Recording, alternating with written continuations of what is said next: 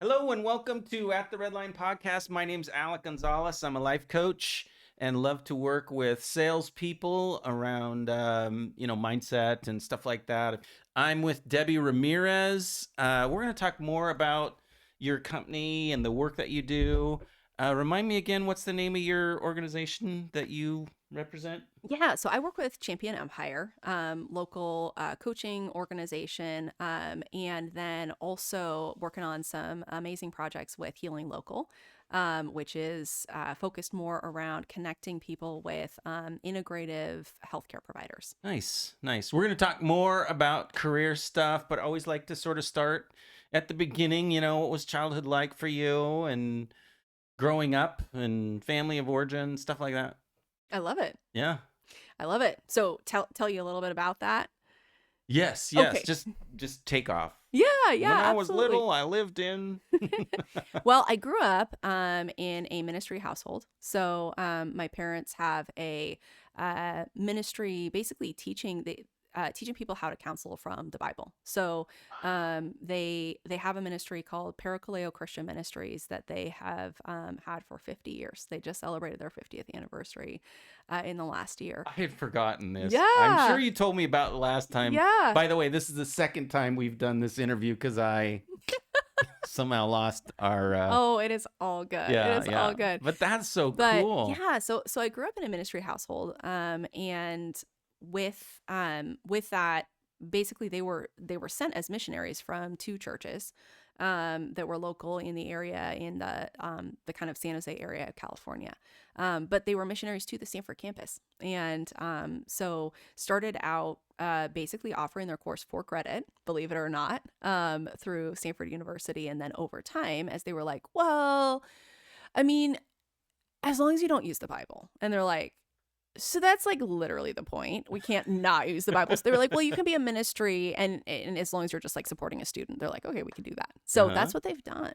And so I grew up with Stanford students in the house all the time, oftentimes kind of grad students. So a lot of big brothers, big sisters. They were my Right. babysitters when I was a kid. Nice. Yeah, it was really cool. Had some amazing opportunities growing up, just because of people's, you know, just care for my parents and the work that they were doing. They would, be like, "Hey, my kids ride at a horseback riding place, 5 days a week during the summertime, kind of like a work to ride program, and I want to pay for your kid to participate." So I got to like do horseback riding all summer when I was a kid. Or, they would go on ministry teaching trips and around Europe, and I got to go, spend 2 hours traveling around Europe, or 2 months traveling around Europe at a time. Oh yeah. Just incredible. What an incredible childhood Yeah, and it life. was incredible. Nice, Not that nice. it didn't have its fair share of the challenges too, Okay. but Were you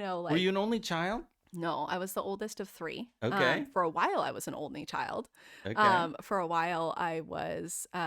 My next younger sister was born 6 years after me. Oh, so you had quite a bit Yep, of time to yep. feel like you were the only one. Nice. And then the youngest was born 5.5 years after that. Okay. And then 5 years after that, my mom made sure that everything was set up so there was not another one. Oh, too bad. Too bad. But it's pretty fun because my sisters are both in the area now, Oh, as of like nice. this past year. So I got to see both of them at an event yesterday. It Oh, was awesome. cool. It was Cool. awesome. All right. Arc of Faith. I always like to give people a chance to sort of talk about how they've come to know Jesus and how that's been a part of your life. We've talked before, so I know he's a big part of your life. Yeah, So, absolutely. Well, when I was, I think my first memory actually was singing Jesus Loves Me. oh, really? And my mom told me that that was right after I invited Jesus into my heart.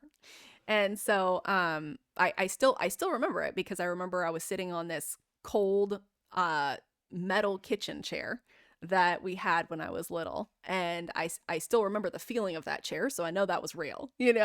But that was my first memory. And she told me that when kind of leading up to that, I would ask a lot of questions. Uh huh. And she would say things like, well, I would be like, where's Jesus? And she's like, well, Jesus is in daddy's heart and Jesus is in mommy's heart. And if Debbie wants, Jesus can be in Debbie's heart. And I was like, oh, okay. Like that answered that question. Or she said at one point when they were on campus picking up the mail from their post office box, I asked for the little mini Bible, those Uh-huh. little like Gideon Bibles. Mm-hmm. So they had one in the glove compartment of their car, so she could pull it out anytime. And I was like, "Can I have the? I think I called it the book. Can I have the book?" Oh, And cool. so she pulled it out, gave it to me, and I had it upside down. And I told her all about how God loves everybody, and then I handed it back to her. So I was kind of, even as a 2.5-year-old, Oh, that's I so was figuring cool. it out. I was searching, and there was something that kept like, pondering over Uh-huh. and over again inside of me. And so after that I think that was very real. Yeah. But I think there's a huge difference between like a moment that you place your faith in God and receive the Spirit of God in yourself, Mm-hmm. and that ongoing relationship, Yeah.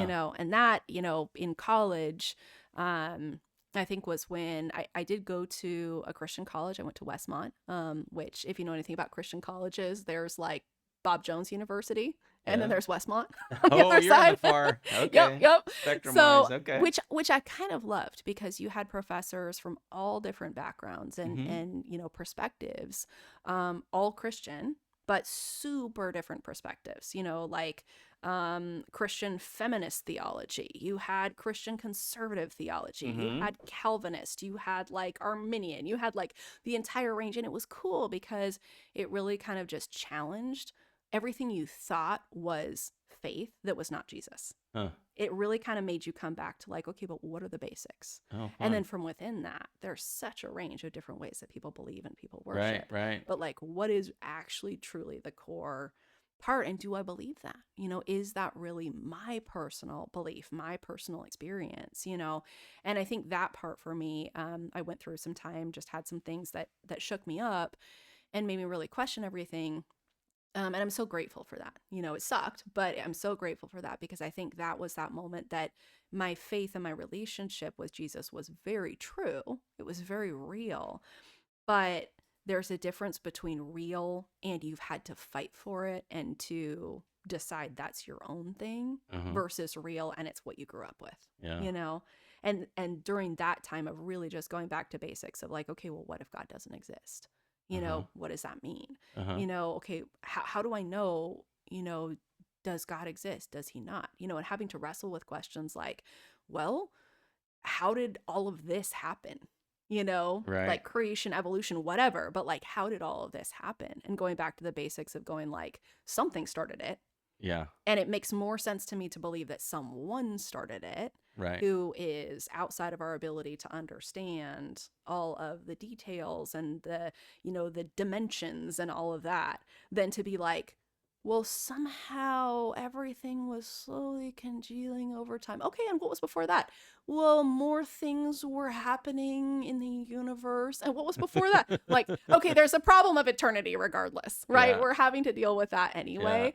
And I find it just, I found it just took just as much faith to believe that that this was all, random happenstance, as that there was a Mm-hmm. being behind it. And Yeah. then from there was a ton more, that Yeah. that led me to really kind of go, no, this is what I believe, and he's who I believe. Yeah. And to kind of make that my adult relationship. Cool. Cool. All right. Always like to lean into difficulty and hardship. How's it shaped you and created something in you that you wouldn't go back and change the trouble that you endured and difficulty? There is so much I could pull on in that. It's, We only like have I could 30 pick the minutes, Debbie. Just right. make I it know. good. I know. I could pick the childhood part. I could pick the, I could pick the some of the growing up part and, Pick college. something you'd want to be on YouTube. How's that? Right, right. Totally fair. Well, I say that just because I think there's multiple times within Oh, our for life, sure. that are hardships and that have formed us into who we are. I think a big part of why I do what I do, though, is that I have a pretty heavy health history. Well, Ended up with about 15 years ago, I got my first concussion. I say that Okay. like I like earned my first like medical trophy or my first trophy, for sports. But I got my first concussion. I was in San Francisco near where I lived at the time and was getting something out of the trunk of my car. I was actually in the Tenderloin district, which I don't know if you know that area, but let's just say you don't want to be hanging out in the Tenderloin district wearing a dress. Uh-huh. And I was wearing a dress in the Tenderloin district. I was going to to meet friends and didn't realize where the restaurant was. And I was Uh-huh. like, huh, gotcha. So, um, anyway, all of that being to say, I had popped open the trunk to grab something real fast before I went and tire kicked a well dressed couple who were walking down the street and going, okay, like if I look like I'm part of their party, I'll be good. Like I'm pretty street savvy and like just knew that I stood out like a sore thumb, right? So I pop open the trunk and all of a sudden this giant gust of wind comes up and slams the trunk down on top of my head. And I just said some things I won't repeat on, YouTube land, and went after that couple, right? Because I was like, okay, like priorities are stay physically safe, right? Beyond what Right. just happened. Well, I'd never had a concussion before, so I had no idea what that was or what Mm-hmm. it meant. And so I went to the restaurant, had a glass of wine, as one does with a concussion, and then tried to drive back home. And I did make it the hour and a half back home, but I was just falling asleep, going like, "There's no way this was just from a glass of wine, right?" And my roommate was like, "Okay, you got a concussion," so took care of me. And about a week later, I was kind of klutzy and ditzy, and was doing some laundry, stood up into a dryer that was open over my head. And that was when I started puking. My boyfriend, now my husband, picked me up, took me to the ER, and they did an MRI. They were like, "Okay, well you don't have a brain bleed, so you just have a minor concussion. You'll be fine. Just go take care of yourself, right?" And that was my experience. Great people, but that was the extent of concussion care. Oh. Ended up getting a series of concussions, and it was just too many too soon, not having fully healed. Now I know what I didn't know then was that I had issues, vestibular issues, proprioceptive issues. I didn't know where my body was in relation to things around it, right? Mm. So I'm constantly banging into stuff, but basically ended up with a series of, just kind of accumulating medical conditions, POTS, persistent post concussion syndrome, chronic migraines, to the point that as I accumulated more concussions, I would go to work.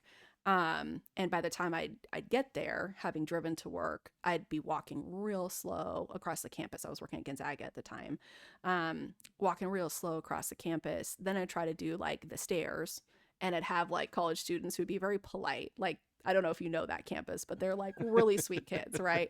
So they're like trying to be really polite and respectful, but like trying to get to class. And I'm like trying to get over to the side and then stopping to rest at the landing.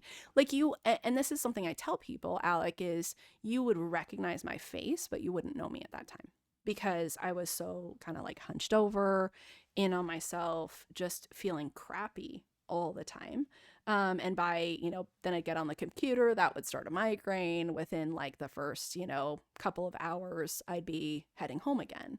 And so with that, I finally got medically separated. They kind of made it like a medical case for why, they had tried their best and, they couldn't keep me employed, which was fair. They'd done a lot, and so got sent home. And that was during COVID. I Oh, was wow. home, on medical leave, AKA, short term disability, trying to fight for my disability and to be able to spend time at home fighting the insurance systems. And they're like, okay, well, just, submit the paperwork and make a case for why you need to be home. And I'm like, so I'm the one who got medically separated, but now I have to fight to continue to get something so that I can stay home for a while and heal, Yeah. supposedly, and I'm literally like submitting paperwork this thick going, do you realize you are setting me back months that you're going to be paying for because I have to do all my own advocacy work, right? Yeah. And then from there, everyone's like, well, why don't you just rest? Which I don't know if you know anything about concussions, but it's like, yeah, within the first 4 hours, like, years down the road, this is not really helping anything. Huh. So, with that, all of that being to say, that was a really difficult time and you were asking like, what are the difficulties or challenges when you've been home on disability for months and you're going, okay, like at the time I was, in my mid 30s, right? Uh-huh. So going, what are my options? Nobody has answers. I would just get referred to another, doctor, get another another test, another diagnosis, Uh-huh. another prescription, another test, another diagnosis, another prescription, going like, what's the long-term plan? And everyone's like, You I just don't keep know. trying drugs, huh? Yeah, exactly. To the point that your drugs have drugs, right? And that's the thing was I remember I was driving home. I wasn't driving, my husband was, but we were coming home from kind of like a backyard, barbecue type of thing. Something that I could, go to. And that's the hard part is it's invisible, right? It's that invisible illness where Uh-huh. everyone's like, you look fine, right? Yeah. But I was sitting there just feeling like crap, feeling like I had the flu, which there's all kinds of reasons for, but I remember coming home and Josh, my husband, we were talking and I was like, I'm done with this. Like, I'm over this. I'm ready just to go on disability and just go. The best I can do clearly is to work on getting to where I don't overdo it one day and end up in bed the next, which was my current pattern, and then get to where I can count my spoons, and maybe like have enough energy to get partway through a day, and that's good, call it good. And he was like, and if you know me, which you do, I love being active, I love being out in the community, I love serving people, I hate the idea of just sitting at home all day, right? Right. But that was where I was at. I was like, I have tried everything. All the medical professionals have given up on me. Mm-hmm. They've just given me, medications and wished me well. And and Josh, who's very intuitive, was like, you know, I don't know what the answers are, but I just am asking you to please not give up on yourself and to go like, yes, there's a place for disability. There's absolutely a place for that. But I believe there's more out there for you. And maybe it will take another couple of tries, but we'll find something, Mm-hmm. and he's like, pray on it, talk with like everybody, I know you're going to have to talk with your friends, do business with yourself. But he's like, I'm just asking you, please not to give up on yourself and just go, okay, well, life's over and I'll just make the best of what I have left, Mm. at 35. Wow. And that was really hard because I think I was at a place where it just hurt too much to hope one more time that I'd finally find something that would work and then be Wow. let down. You know what I Yeah. mean? Yeah. And that was that really hard, like wrestling with myself part. I finally did decide to press in, and I think it opened me up to some referrals to some amazing integrative, providers who were able to start helping me to heal root causes, and together with diet, lifestyle, all those pieces to start to actually get well. But that place, I was this close to just kind of like shutting myself off from the world and being done. Yeah. So, and what you're saying is that this whole experience led you to what you do now, that you're the main focus of your career is a sort of a reaction to what you just went through? Well, there's a couple parts to it, and I think this would be two different conversations. I'd have to take way more than an hour on this podcast. But Well, yes, in maybe just the short abbreviate. Like, version. I'm very curious. Origin stories are part of the podcast. Like, Mm, what's the origin story of your career? Is is one of my questions. yep, Like, how did you end up doing the thing that you do, whether it's selling or business or yep, ministry, whatever? It's it's on the list. yep. And if it's not on the list, it will be Should on the be. list. I love it. Well, so yes, it led to all of what I currently do. Yeah. What I currently do, I do two different things. My main kind of day job is working with Champion Empire, like I mentioned, doing business advising, doing outreach. Kind of my official title is client experience manager. So it's Uh-huh. meeting people and it's a relationship all the way through. Okay. And yes, that actually did come out of this because it was during kind of the short version is I had gotten into finally gotten referred to a self-directed neuroplasticity program, so basically doing brain rewiring. Mm-hmm. And as part of that, one of those days I was doing a visualization, and I had this vision, if you will, of myself on a cruise, Uh-huh. which I haven't gotten to yet, but I will get there. On a cruise, and then taking a little break in the middle of the day to come back to my cabin and to send some emails to my clients just to keep them busy, to make sure they had like what they needed to keep working on what they were working on, and answer any questions and go back to it. And I was like, clients, clients for what? Right. And that was part of what's prompted, I think God was using that to work in me to kind of go like, so what's next, Oh, that's like what's on cool. the other side of this. and That's cool. and that was where, the super long story short, I had done a lot of what I now know is called organizational development. I'd Mhm. had a couple of businesses, and with that had come to a point of going like, yeah, what I love doing when it comes to the business side of things is what I love doing is helping people to start their thing, helping people to take their thing that's not working down to the basics and rebuild it and then pass it off again. Uh-huh. Every time I would do that, everyone's like, aren't you excited? Now you get to be the center director. And I'm like, no, I Oh, get to move on and do it again. oh, Like I will nice. backfill that. Yeah, yeah. Aren't you excited? Now you get to add all the bells and whistles to this program. I'm like, no. Oh, I totally Like get I it. love Yeah. that building part. I love the Yeah. rebuilding, the kind of like, what do we want this to be? So That's so funny. that was kind of the origin of what got me into doing business advising, was really kind of going like, I love helping other people to do that. I don't want to just get stuck building the thing and then running it forever, Right. so absolutely it led to that. But the other part of what it led to was, as I came out of that and really started to heal and to get to where I'm actually, was able to get back to life, which 5 years ago I couldn't have imagined. Yeah.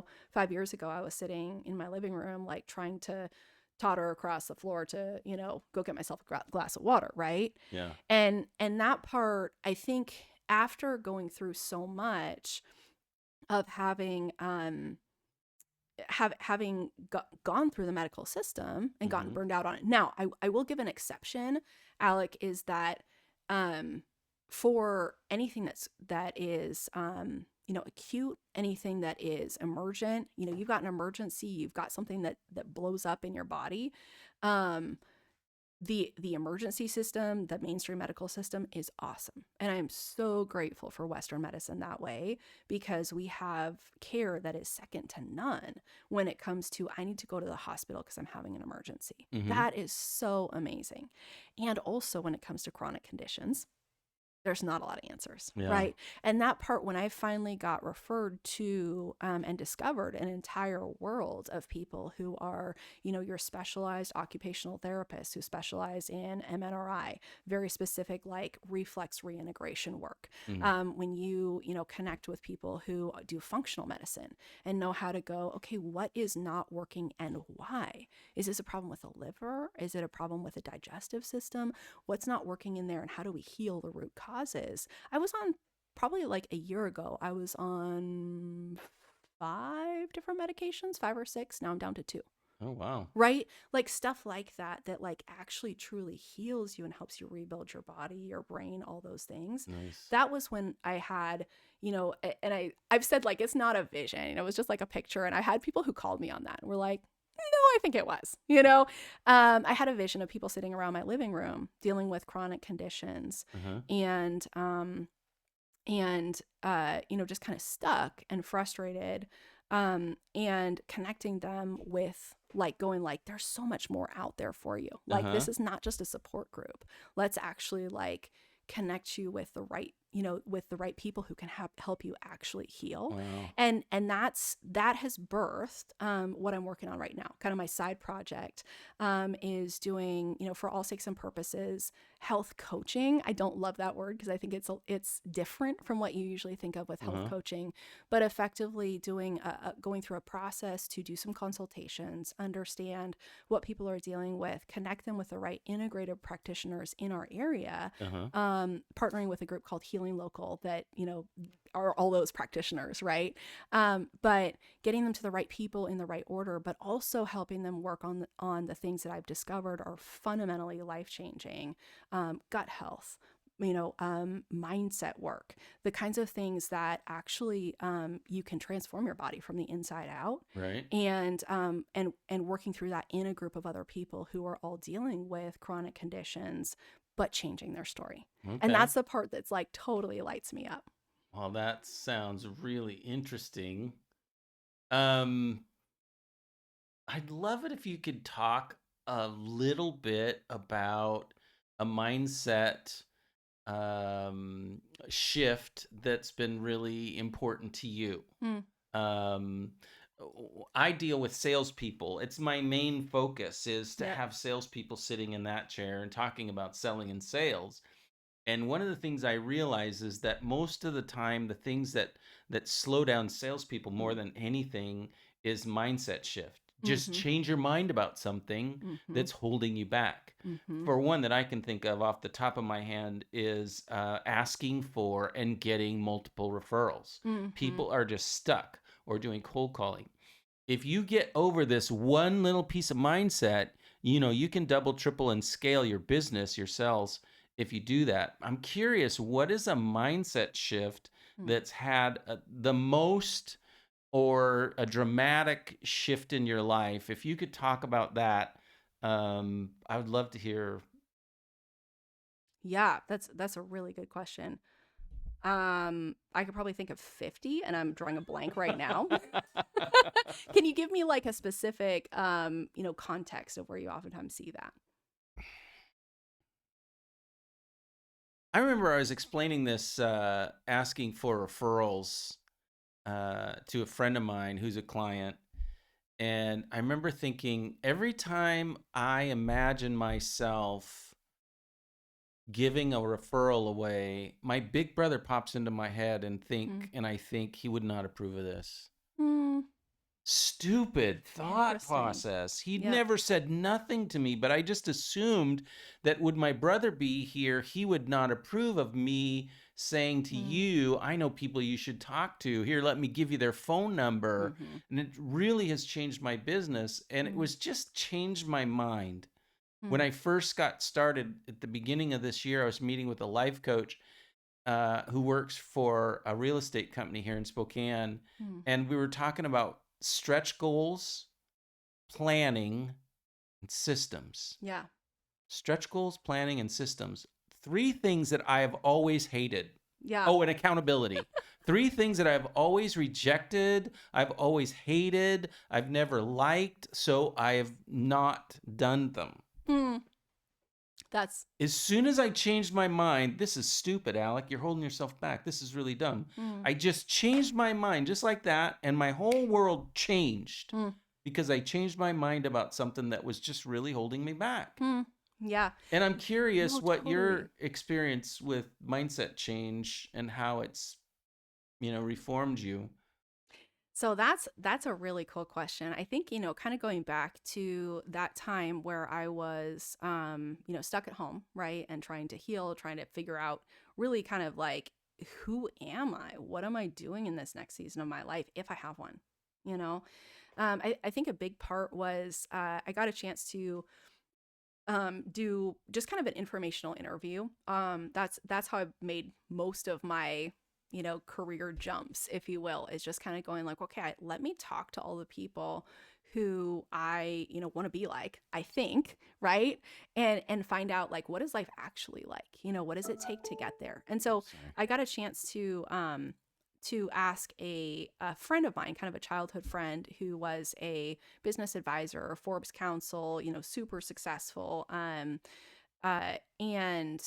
was asking her some questions around it, especially as she shifted into more coaching, more of a coaching perspective, and just asking like, what would that look like, to get there? Is that something that you would think that I'm even qualified for? And her answer was like, the short version was after talking with me for a while, she was like, yes, you already have like the experience, you already have the skill set, but it was right coming out of COVID. And I think her point was really people don't care nearly as much as they used to about all the certifications, all of the, degrees, all of those different kinds of things. She was like, people care what you know, if you can help them, and, if you can do the thing.